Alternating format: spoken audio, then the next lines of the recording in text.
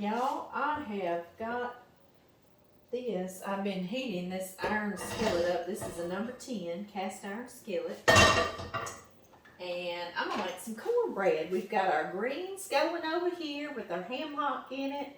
We've got our mandarin orange cake in the oven for dessert for the weekend. And we need some cornbread, right? Yes, we do. I see I'm down to the bare minimum on this Crisco. You can use lard.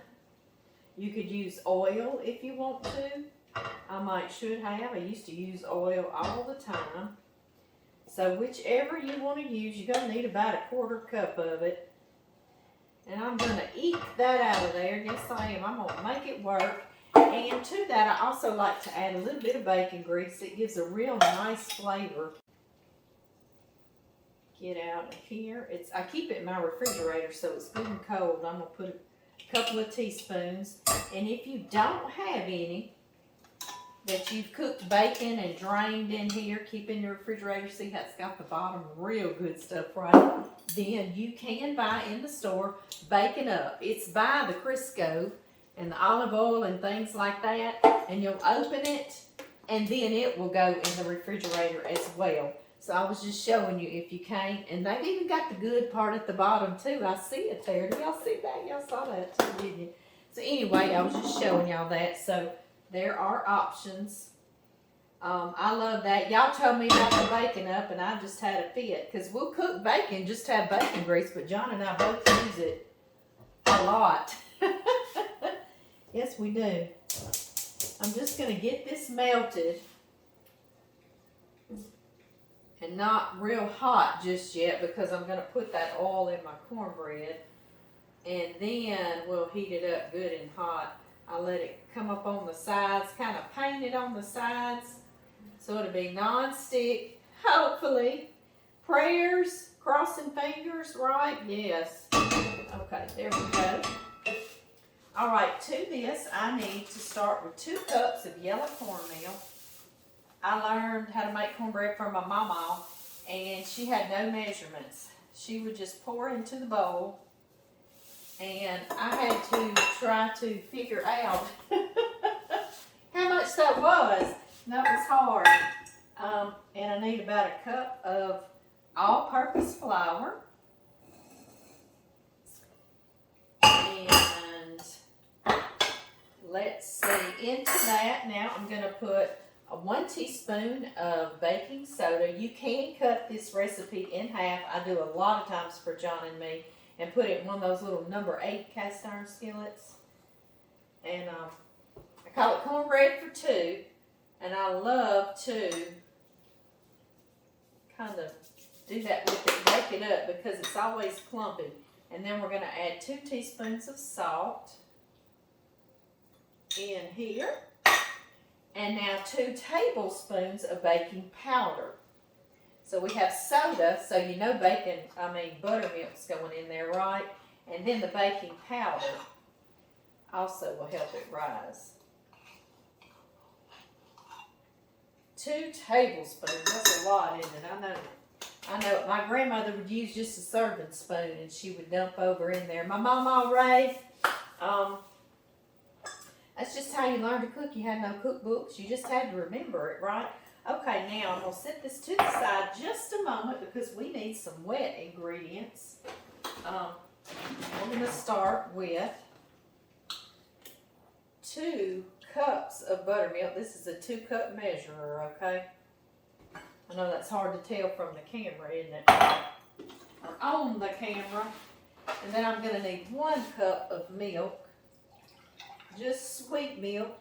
Sweet milk is what we call it in the country, right? We do.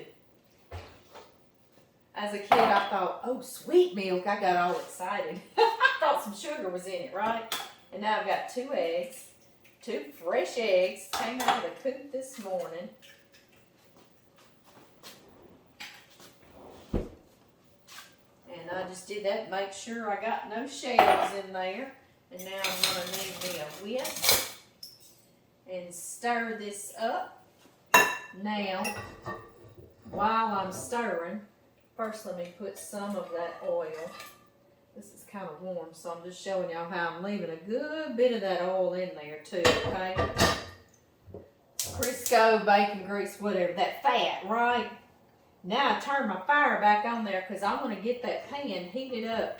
I've got my oven on 425 degrees or 450, whatever.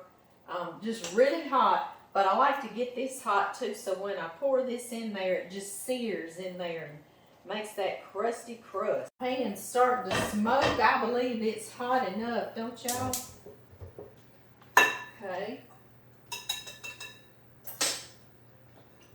Pour that in there.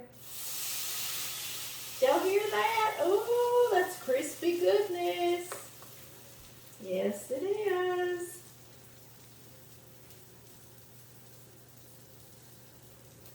All right, y'all. This is going in my oven. Turn my little fire off. I don't know if y'all can see it, but it's starting to bubble and sizzle all around, and some of that grease rolled up right on the edge makes it crispy. This is going to go for about 40, 45 minutes, maybe 35. I'll just check it, and what I do in the oven when I check it, I'll kind of just press right in the middle, and if it springs back a little bit, I know it's done, but if it pushes down a little bit, then I give it about 5 more minutes. So I'll see y'all when it's done. Oh, y'all, isn't that beautiful? That's gonna go so good with this pot of greens, turnip greens and mustard greens and collard greens I have on the stove back here. I'm gonna let this cool just a second, and I always flip it out onto a plate so the bottom stays nice and crispy. And I know y'all see I have the butter waiting. One of y'all sent me this years ago, and I still use it, and I still love it. Yes, I do. Got me a tea towel to cover my cornbread. Let's see. Let's just see. Are you going to come out of there, buddy? He said, we'll see. Just as pretty as you please. Thank you, thank you. That's that clean. You know, we scrubbed that with salt the other day. I'll rinse that with hot water, and I'll throw it back into the oven. Y'all taught me this as well.